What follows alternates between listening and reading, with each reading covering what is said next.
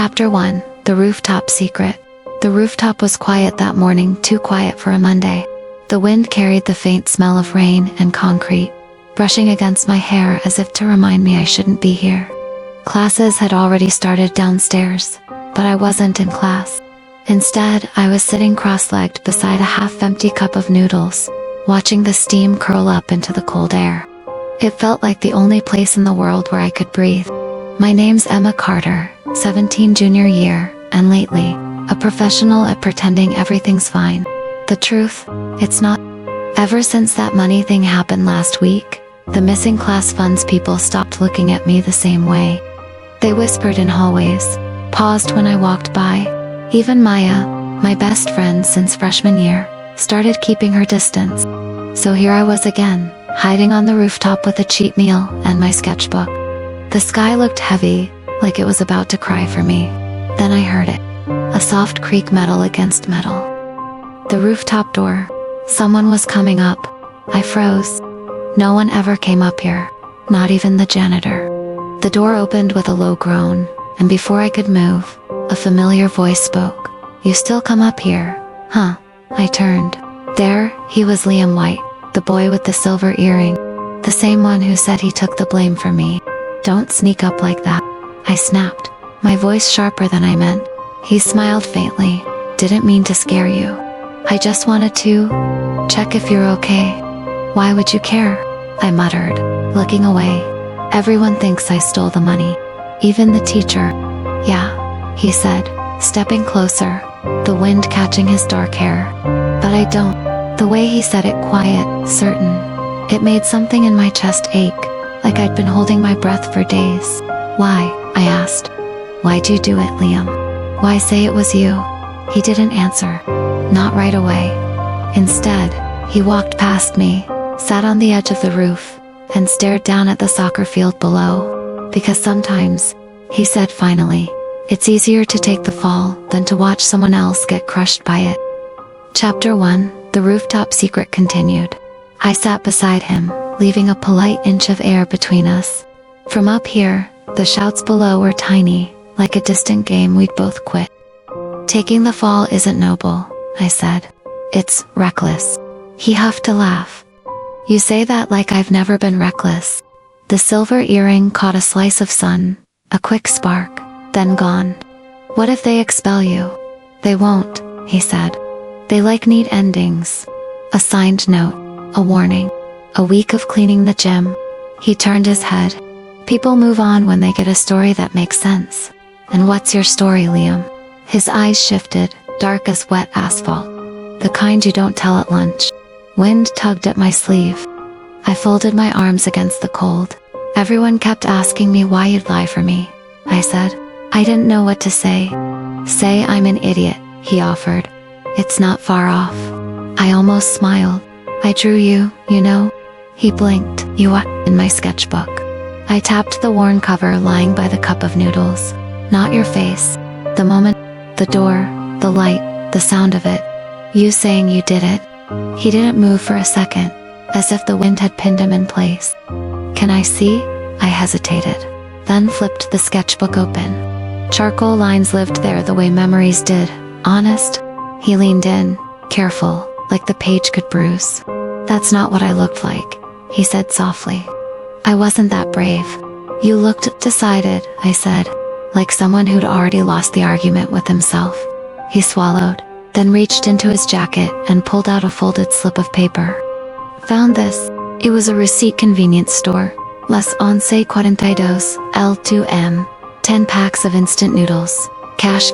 Underneath, a faint smear of red ink, like a fingerprint dragged too fast. "Why are you showing me this?" I asked. "Because the class money didn't disappear," he said. "It got turned into food." The words landed like pebbles in water, small, widening rings. He glanced at me, then away. "I'm not sure yet." A beat. But whoever it is, wasn't buying for themselves. Something in my chest shifted, a slow recognition of a feeling I hated: empathy for a faceless thief. I slid the receipt back to him. "You should give this to Miss Carter." "I will," he said, "when it won't blow up the wrong person's life." The bell down below shrieked, lunch ending, footsteps echoing the way rain forecasts do. Liam stood, brushing dust from his jeans. "Do me a favor," he said. "Don't stop coming up here." "Why?" "Because some places get worse when they're empty." He backed toward the door, then paused. "And because I like finding you." Heat flickered over my face, brief as that sliver of sun on his earring. "I'm not easy to find." He grinned. "I know." His hand met the push bar. The door groaned open. "Liam," I said, surprising myself. "If they ask again why you did it, what should I say?" He looked at me like he wanted to choose a better truth and couldn't. "Tell them I owed someone a favor," he said, "and I paid it in the only currency I had." The door shut behind him. The roof swallowed the sound, then gave it back to me as a hush. I sat there for a long time, steam gone, noodles cold, sketchbook warm against my palm. When I finally stood, I slid the sketch behind the cover and wrote a single line beneath it. "If you take the fall long enough, people start to believe the ground was always yours." I didn't know if that meant him, or me. Maybe both. Chapter 1, The Rooftop Secret Ending. The bell faded into silence. By the time I climbed down the stairs, the halls were already half empty, just the echo of sneakers and a few drifting conversations about homework and cafeteria food. I walked slower than usual, my fingers still tracing the edge of that charcoal sketch through my bag. Every step felt heavier, like the stairwell air had thickened. At the turn of the corridor, Miss Carter stood with her arms folded, her usual smile replaced by a tight, unreadable line. "Emma." A word. Her tone wasn't angry, not yet. That made it worse. I stopped. "Yes, ma'am." She looked at me for a long moment. "You weren't in class." Again, you needed some air. "Air?" She nodded once. "I used to think that too, when I was your age. But air doesn't fix what we run from." My throat closed. The fluorescent lights above buzzed like trapped insects. "Is this about the class money?" I asked. Her gaze sharpened. "You know something?" Then I hesitated, remembering Liam's words, "when it won't blow up the wrong person's life." "No," I said. "I just wanted to clear my head." She exhaled slowly, not believing but not pushing further. "Emma, the school can be cruel when it decides on villains. If you didn't take it, don't let silence make you guilty." Her words followed me long after I left. Outside, the sky was bleeding into late afternoon, bruised gray and violet. I crossed the courtyard, feeling eyes brush over me, quick glances, whispered theories. Near the gate, a voice cut through the noise. "Hey, sketch girl." "Liam?" He was leaning against the fence, backpack slung over one shoulder, that same crooked grin. "Thought you'd left already," I said. "Had detention?" Apparently, heroic confessions don't exempt you from sweeping the hallways. I tried not to smile, but failed. "So you did get punished?" He shrugged. "Worth it." Then, quieter, "Miss Carter talked to you, didn't she?" I nodded. "She's not bad," he said. "Just likes rules more than people." We stood there, the wind sneaking under our sleeves, carrying the faint scent of chalk and rain. "Promise me something," he said. "What if I ever disappear again?" His grin faltered, replaced by something real, almost fragile. "Don't wait for me to explain. Just keep drawing. Keep breathing." I wanted to ask what that meant, but before I could, the after-school bell rang, scattering the remaining students like birds. When I looked back, he was already walking away, hands in pockets, head tilted to the wind, earring catching the last bit of sun. For a second, I thought he turned, maybe to wave, but he didn't.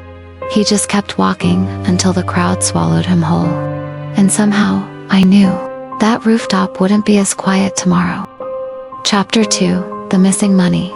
The next morning, everything felt heavier. The hallways, the chatter, even the light coming through the windows, it all carried that same weight, like the whole school had been holding its breath since yesterday. I tried to ignore it, head down, sketchbook clutched against my chest. I walked straight to my seat. People didn't talk to me anymore. They talked around me. Like I was a ghost they could see but pretended not to. A gum wrapper landed on my desk. "Thief," someone whispered behind me, followed by a muffled laugh. I didn't turn around. Instead, I opened my sketchbook. hoping the paper could swallow me whole. The first page stared back his drawing, the one from the rooftop. Liam hadn't shown up today. His chair was empty, backpack missing, like he'd evaporated. Maybe he meant it last night. If I ever disappear again, don't wait for me. The door slammed open. Miss Carter entered, heels clicking like a metronome for bad news. Everyone, listen up. Her tone sliced through the noise. The missing class money, about $100, was found this morning. A ripple moved through the room. Some students gasped, others pretended not to care. It was discovered in the old art room, she continued. Inside a sketchbook. My blood turned to ice. A sketchbook? I could feel eyes turning, whispers stirring. Until we determine who it belongs to, Miss Carter said, I'll be holding on to it. If it's yours, you may speak with me after class. The rest of the period was a blur. Numbers on the board, voices around me, none of it made sense. Only the image of a sketchbook in her hands, maybe mine, maybe not. When the bell finally rang, I stayed seated. My legs didn't feel like part of me anymore. Emma, Miss Carter called. A word? Of course. I followed her into the hallway. Her office was close, small, lined with old trophies and motivational posters that didn't mean much to anyone. She set the sketchbook on her desk. It was mine. The worn cover, the faint graphite smudge near the corner missed. I assume this belongs to you, she said softly. My throat went dry. Where did you? How did janitor found it? Said it was half hidden behind the storage shelves. The money was tucked inside one of the pages. I didn't. I know, she interrupted gently. I don't think you did. That stopped me. She sighed, tapping the desk with her pen. But whoever did, they used your book to do it. Which means someone wanted you to take the fall. I stared at the sketchbook, the thin shadow of graphite dust across its spine. For the first time, even my art felt dangerous. Then, a knock at the door. Ms. Carter looked up. Come in. The door opened and there he was. Liam. Wind-tousled hair, half-buttoned uniform shirt, and that same silver earring catching the light. Sorry, he said, breathless. I heard you found something of hers. Chapter 2, The Missing Money continued. Ms. Carter's brows tightened. Liam White, you're not in this class anymore. I know, he said, still catching his breath. But I think that sketchbook belongs to me. The air in the room froze. Both women stared at him, one skeptical, the other stunned. My voice came out small. Yours. He nodded, his tone steady but softer than usual. I borrowed it. A while ago. She let me draw something in it. Remember? Miss Carter's eyes narrowed. You mean you borrowed it, and then forgot to return it with $100 inside? Liam didn't flinch. The money wasn't mine, but the sketchbook was in my bag. Someone must have slipped it in. That's quite a coincidence. He shrugged lightly, the corner of his mouth twitching in something between defiance and fatigue. Coincidences happen a lot around me. The teacher studied him for a long time, the way someone reads a confession that doesn't quite fit the crime. Finally, she said, you two stay after class. I want the truth before I report this to the principal. Yes, ma'am, he said. I just nodded, throat locked. When she left the room, silence rushed in behind her. The moment the door closed, Liam exhaled hard. You're welcome, he muttered. For what? For making it look worse. I snapped, trying to keep my voice from cracking. He smirked faintly. Better me than you. Again, this isn't a joke, Liam. They could expel you. He leaned back against the wall, arms folded. They won't. They never do. People like me are too much paperwork. I wanted to scream, to shake him until he stopped sounding like he didn't care. But then I saw it, the tiny tremor in his hand, the way his smile didn't reach his eyes. He did care. He just didn't know how to show it. What are you hiding? I asked quietly. He looked at me, and for a second I saw everything he'd been carrying: tiredness, fear, and something that looked a lot like guilt. Not what you think, he said finally. Then what? Promise you won't freak out? I can't promise that. Good, he said. Then at least you'll be honest. He reached into his jacket pocket and pulled out a small folded envelope. It was creased and slightly damp, the paper soft at the corners. He handed it to me. Inside were 3 $20 bills and a small Polaroid photo. The photo showed a group of kids, 5 or 6 of them, sitting on the floor of an old building, paint stains on their hands, empty noodle cups beside them. And in the middle, a younger version of Liam, smiling faintly. "They're from St. Mark's home," he said.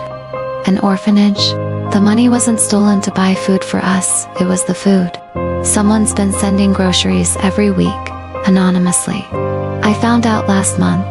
My fingers trembled, brushing over the photo's edges. "You mean someone from school?" He nodded. "Someone with access to the funds. I thought if I took the blame, maybe the real person would stop." "Stop? Why?" "Because good intentions don't erase bad math. The money didn't come from nowhere. It came from us, from the class. And I couldn't stand watching them burn for trying to help me." "Help you?" I whispered. He looked away, jaw tightening. "One of the kids in that photo, Evan, he's sick. The director used to work here, in this school. She still knows people who care. Maybe too much." Everything inside me went quiet. The rumors, the stares, the fear, it all blurred into something smaller than what stood in front of me. A boy who had carried someone else's secret until it almost broke him. I folded the photo carefully and handed it back. "So what now?" He hesitated. "Now, we wait, for what? For whoever did this, to realize they don't have to do it alone." Chapter 2. The Missing Money Ending. The sound of footsteps echoed from the hallway, sharp, certain. Miss Carter returned before either of us could hide the envelope. Her gaze flicked from my hands to Liam's face. "What are you two still doing here?" Liam slipped the envelope into his pocket in one smooth motion. "Just explaining the mix-up, ma'am." "I see." Her tone was calm, but her eyes weren't. Explaining tends to make things worse when the truth's already missing. She walked to the desk, resting her hand on the sketchbook like it was evidence. "You know, Liam, I defended you once. I told the board you were trying. Don't make me regret that." Liam's voice softened. "I'm not trying to make anyone regret anything. Then start acting like it." She looked at me next. "And Emma, stop following trouble. You're too good at getting caught in it." I wanted to say something to defend him, or myself, but my throat felt like it was full of sand. Miss Carter sighed, closing the sketchbook. "I'll keep this for now. You'll both stay on record until we resolve this properly. If anything else happens, I want to hear it from you, not from gossip." She left, heels tapping a slow rhythm down the hall. When the sound faded, I turned to Liam. He was staring at the floor, jaw tight, fists clenched in his pockets. "You should have told her," I said. He laughed once, bitterly. "Told her what?" "That someone's stealing money to feed a bunch of kids.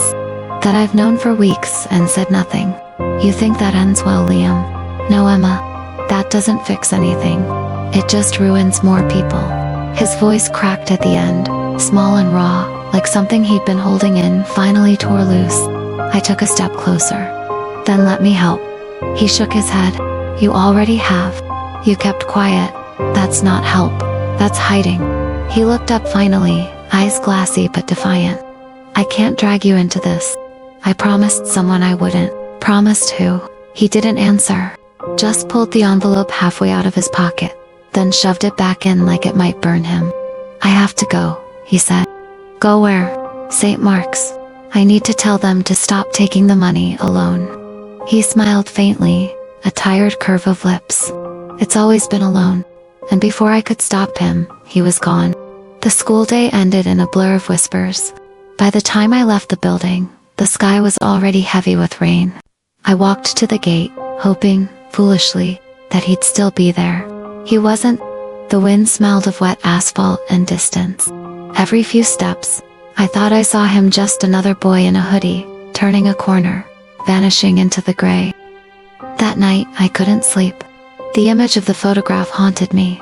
Those children, the paint-stained floor, the empty noodle cups, and Liam, younger, smiling like he believed in something that no longer existed. At midnight, I opened my sketchbook. The pages still smelled faintly of chalk and graphite, but the drawings looked different now, haunted. I turned to a blank page and began to draw not his face, but his absence. The space he left behind, the sound of footsteps fading down a hallway, By dawn, my hand was trembling. I tore the page out and folded it into an envelope. On the front, I wrote 3 words. For St. Mark's. If he was going to carry this secret alone, then maybe I could at least walk beside it. Chapter 3: Rumors and Confessions. By the time Monday rolled around again, the whispers had evolved. They had names now. Mine and Liam's dangled together in every sentence that slithered through the corridors. She hid the money. He helped her. They're both suspended. No, they're dating. That's why he took the blame. The stories changed shape every few hours, but the ending was always the same. We were guilty of something. I stopped eating lunch in the cafeteria. Instead, I sat beneath the old maple tree behind the gym, sketching whatever I could see. The branches, the sky, sometimes my own hands, when they wouldn't stop shaking.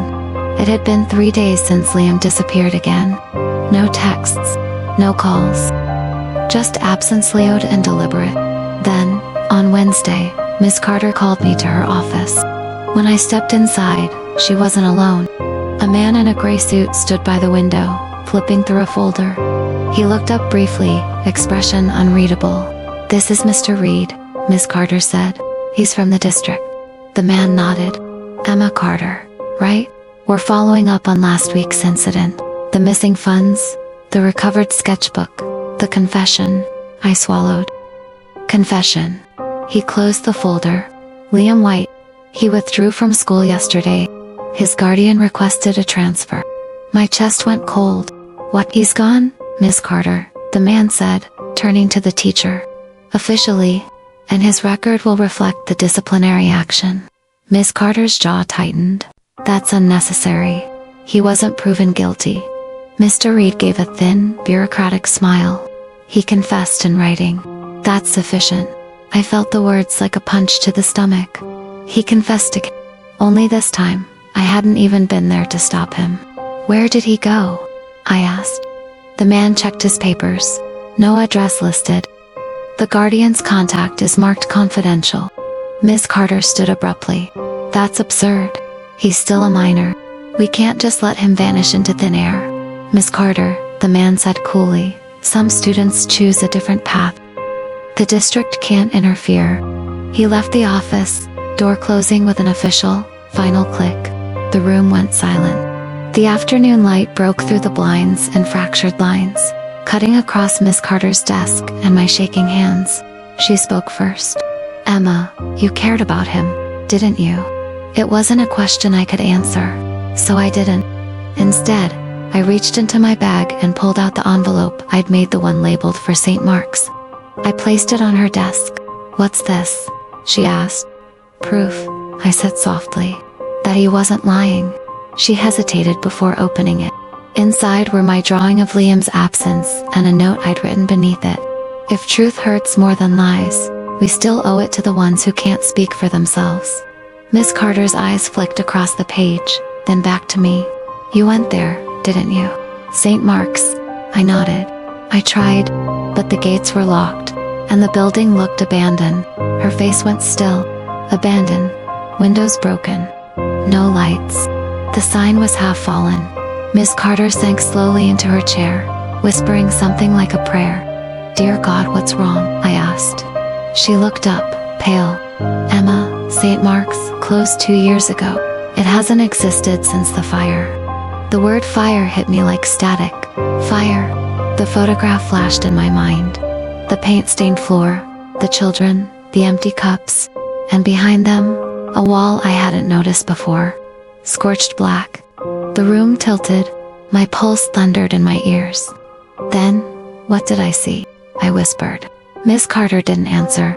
She just looked at the drawing again, her expression unreadable, now half fear, half realization. "We might have been chasing a ghost," she said quietly, "and I think Liam knows why." Chapter 3: Rumors and Confessions continued. That night, sleep wouldn't come. Every time I closed my eyes, I saw the fire, the blackened wall behind the children in the photo, the faint light of something burning just outside the frame. By midnight, I made up my mind. If St. Mark's had really burned down 2 years ago, someone had lied, and if someone lied, then Liam wasn't crazy. The next morning, I skipped class. The rain had stopped, but the air smelled like metal and old smoke. The orphanage sat at the edge of town, past the railway bridge, where the asphalt turned to gravel. When I got there, I thought Miss Carter was right. It was a ruin. The front gate hung half off its hinges, the sign reading Street. Mark's home barely legible under layers of soot. Ash still clung to the corners of the windows. The air felt heavy like it remembered screaming.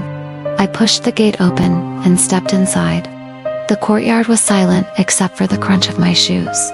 Charred toys lay half buried in the dirt, small cars, a stuffed bear with one eye missing, melted plastic.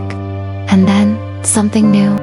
Footprints, fresh ones, pressed into the mud, leading toward what used to be the chapel. I followed them.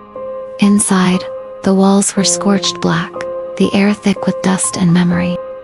But at the far end, near the altar, a faint glow flickered. A candle, one single flame trembling in the dark. Someone was here. Didn't expect you'd actually come. The voice came from behind the pulpit, tired, familiar. Liam stepped into view, coat dusted with ash, silver earring catching the candlelight like a shard of moon. For a moment, all I could do was stare. He looked older somehow, like he'd been carrying the fire inside him ever since it started. Liam, he smiled faintly. Guess the rumors were right. You really can't stay out of trouble. I thought you were gone. I was, he said. Just not far enough. I walked closer, every step echoing. Why didn't you tell me about this? About them, he looked at the candle. Not me. Because guilt sounds less pathetic when you keep it quiet. I shook my head. You didn't start that fire. No, he said softly. But I didn't stop it either. The words hung in the air, cold and final. He crouched, pulling something from his coat, a small metal locket, scorched and bent. Inside was a picture, half burned. Those same children again, smiling in front of a wall of bright paint. Except this time, there were flames at the edge of the frame. I used to live here, he said. Before the fire. Before the system split us up. What happened? An electrical short. Old wires. They said it was no one's fault. But I was the one painting near the fuse box that night. He gave a small laugh, hollow. So maybe I didn't light the match, but I left the door open. I didn't know what to say. The only sound was the candle flickering between us, a single fragile heartbeat in the dark. You came back here, I said finally, because you couldn't leave it behind. He met my eyes. You don't leave ghosts, Emma. You live with them until they stop haunting you or until you burn with them. The wind outside howled through the broken windows, making the flame bend but not die. I reached out, covering his hand with mine. Then let me stay, I whispered. If you're going to face this, you don't have to do it alone. He stared at me for a long time, searching for something between disbelief and relief. Then, quietly, he said, you shouldn't have come. Too late, I said. Outside, thunder rolled again, slow and low, like the earth remembering. Chapter 3, Rumors and Confessions ending. The storm broke not long after. Rain slammed against the roof of the chapel, hissing through the holes where glass used to be. The candle fought for its life, its flame bending, shrinking, then flaring up again like it refused to die. Liam, I said over the noise, you can't keep punishing yourself for something that wasn't your fault. He laughed, the sound bitter and quiet. That's the thing about guilt, Emma. It doesn't care whose fault it was, it just wants a place to live. Lightning flashed, white and merciless, and for an instant I saw him clearly. His clothes soaked through, soot staining his hands, that silver earring glinting like a tear that wouldn't fall. Then let me carry some of it, I said. He shook his head. You don't even know what it is you're asking to hold. Tell me. He hesitated, then exhaled slow, heavy, surrendering. The night of the fire, one of the younger kids then went back inside. He said he'd left his drawings. I tried to stop him. His voice cracked. I didn't make it in time. The candle flickered once. I found him, Emma. He was still holding his sketchbook. Liam's eyes lifted to mine, red-rimmed, searching. That's why I took yours. Because I couldn't look at another book and not see him. I felt the air collapse between us. Words were useless. So I did the only thing I could do. I stepped forward and hugged him. At first, he went rigid, like touch was a language he'd forgotten. Then slowly, he breathed again. Outside, thunder rolled closer. Inside, we just stood there, two burned out souls, trying to warm each other with what was left. After a long time, he pulled away. Don't come back here again. Why? Because someone else has. Every week I find new candles. I don't know who leaves them, but they watch me. If they see you with me, he didn't finish. Lightning flashed again, and I swore I saw movement in the doorway, a silhouette, distilled to be the wind. Liam, go. He grabbed my arm, pushed me toward the side exit.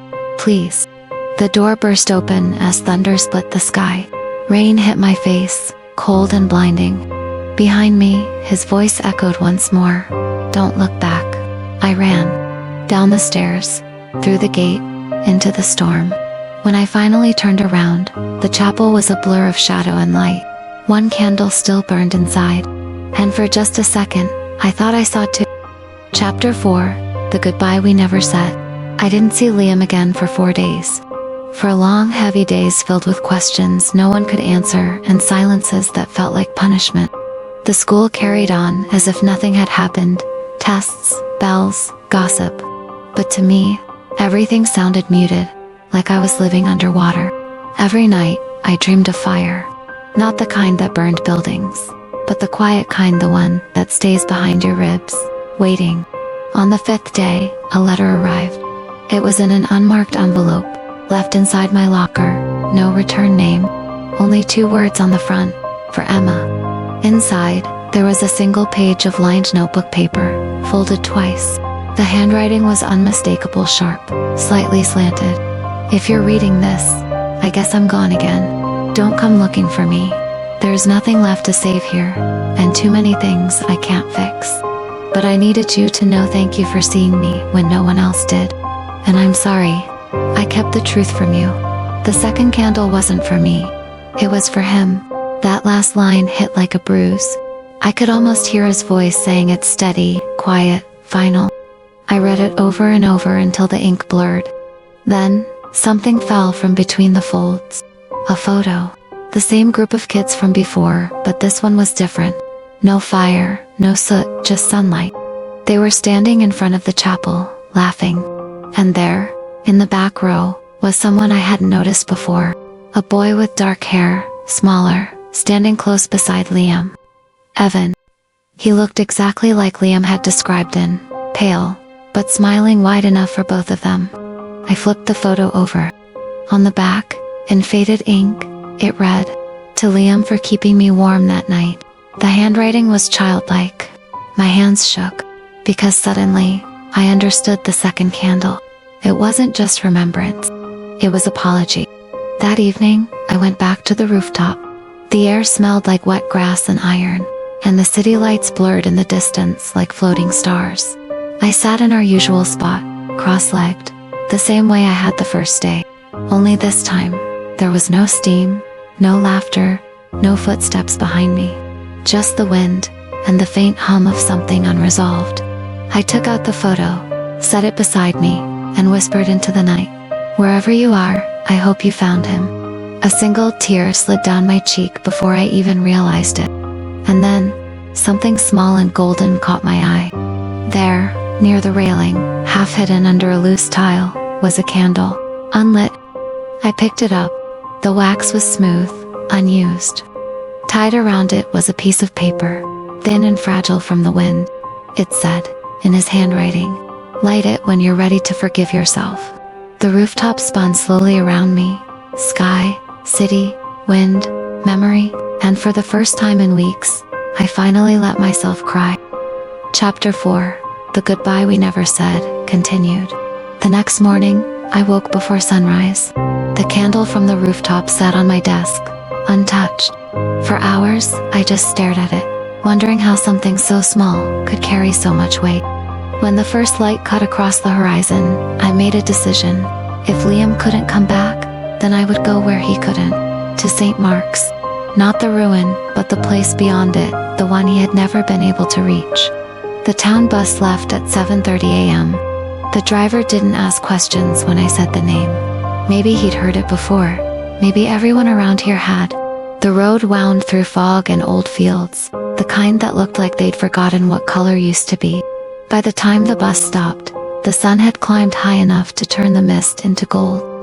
There it was, a fenced clearing by the woods, small and unmarked except for a stone plaque half hidden by vines. The letters were faded, but still readable. St. Mark's Home, in loving memory of those lost, those mi vinci trace. I stood there for a long time, unsure what I'd expected. There were no flowers, no footprints, no voices, just the quiet hum of the wind through the grass.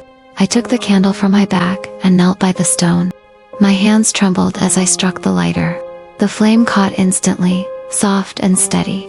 "I don't know if you can hear me," I whispered. "But he still carries you. Every step, every lie, every silence, it's all been for you." The wind picked up, bending the flame but not killing it. I smiled faintly. "You'd probably hate that, wouldn't you?" Something rustled behind me. For a moment, I thought it was the wind again until I turned. A woman stood near the fence, maybe in her 50s, her coat patched and her eyes tired. She was holding a bouquet of wildflowers, their stems tied with red string. "You knew them?" she asked. I nodded. "One of them? His name was Liam." The woman's expression softened. "He used to come here when it was still standing. Brought candles every year. He said he lived here." She nodded slowly. "He did? For a while. Until the fire." "Do you know what happened that night?" I asked. Her gaze drifted to the plaque.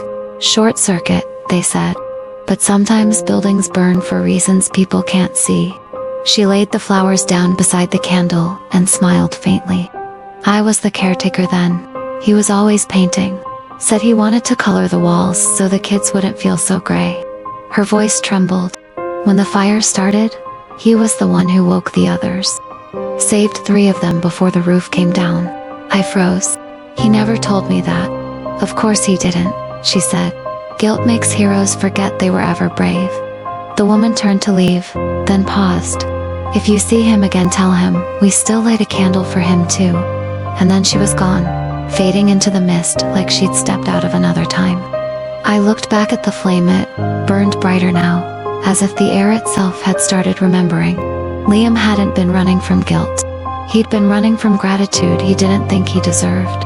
I sat there until the wind grew cold again, then whispered, "I'll tell him." Chapter 4. The Goodbye We Never Said ending.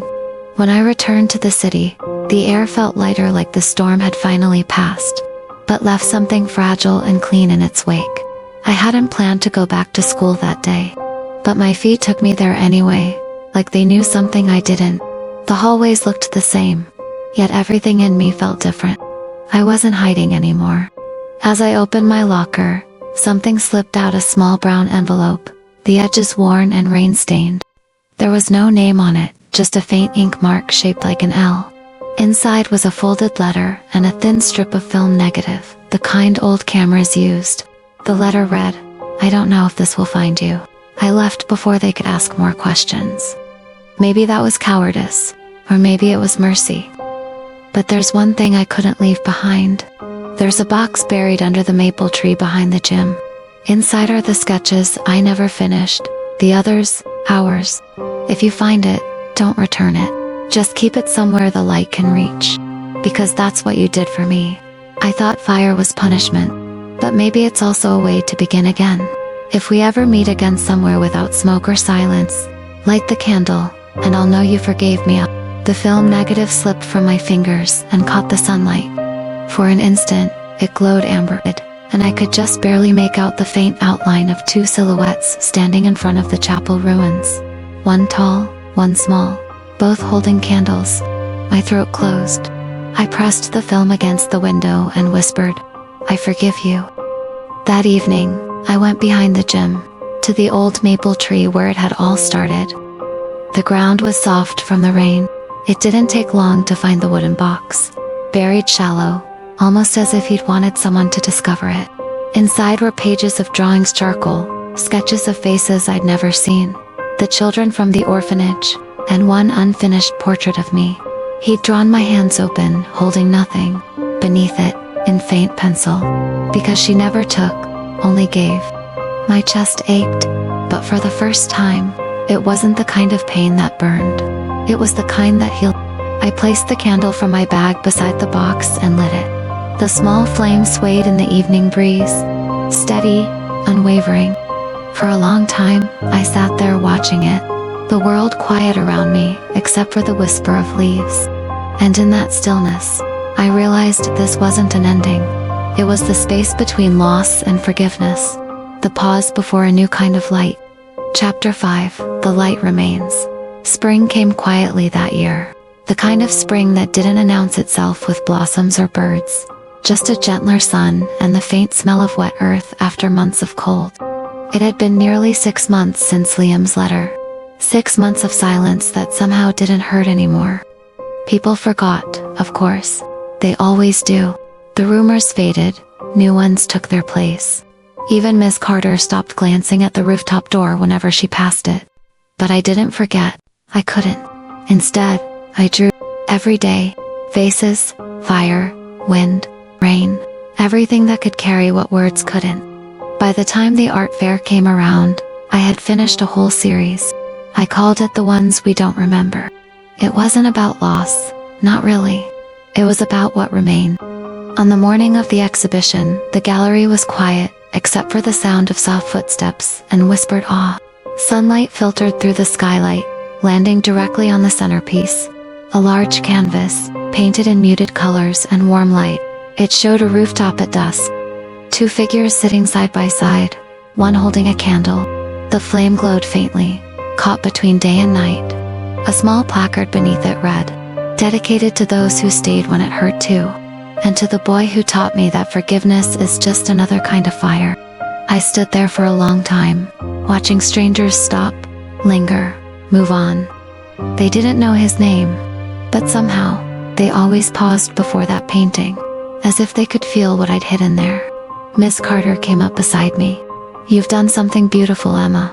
"Maybe," I said, "but it doesn't feel finished." She smiled softly. "Nothing worth remembering ever does." Her words settled in the air, gentle as the dust drifting through the light. After she left, I turned back to the painting. For the first time, I noticed something I hadn't before, a reflection in the varnish. Near the edge of the canvas, where the candlelight shimmered, a faint outline like someone standing behind me. I turned, half expecting emptiness. But there, on the wall opposite, the sunlight hit a small glass frame. Inside it was the photo of the last one Liam had sent. 2 silhouettes in front of the chapel ruins, both holding candles.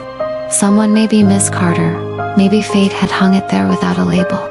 I walked closer, my hand brushing the cool glass.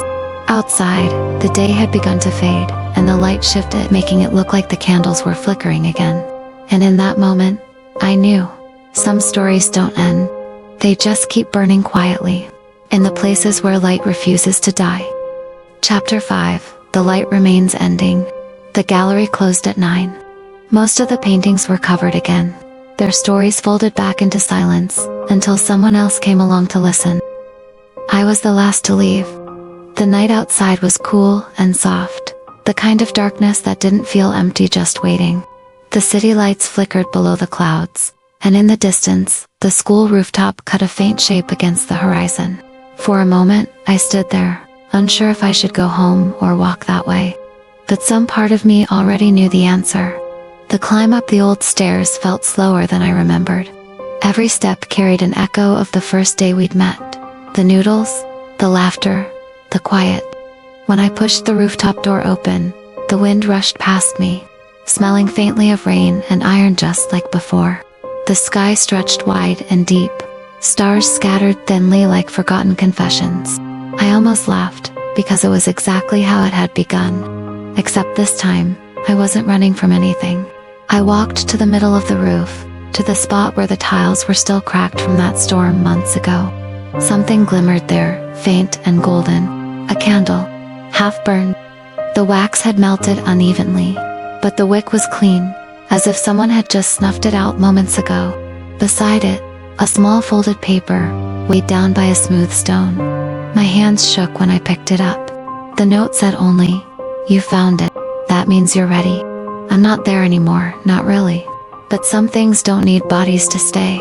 Light one for yourself, Emma. You deserve to stay warm too. The handwriting was unmistakable. Liam's. The wind tugged at the edges of the note, but I held it tight, smiling through the ache in my chest. Then I took out the lighter from my pocket, the same one from St. Mark's. The same soft click. The wick caught. The flame rose steady, golden, alive. For a heartbeat, the wind paused, and I could almost feel him there, not as a ghost, but as warmth, somewhere between memory and forgiveness, between fire and dawn. I sat down beside the candle, pulled my sketchbook from my bag, and began to draw again. Not the past, not the fire, just the light.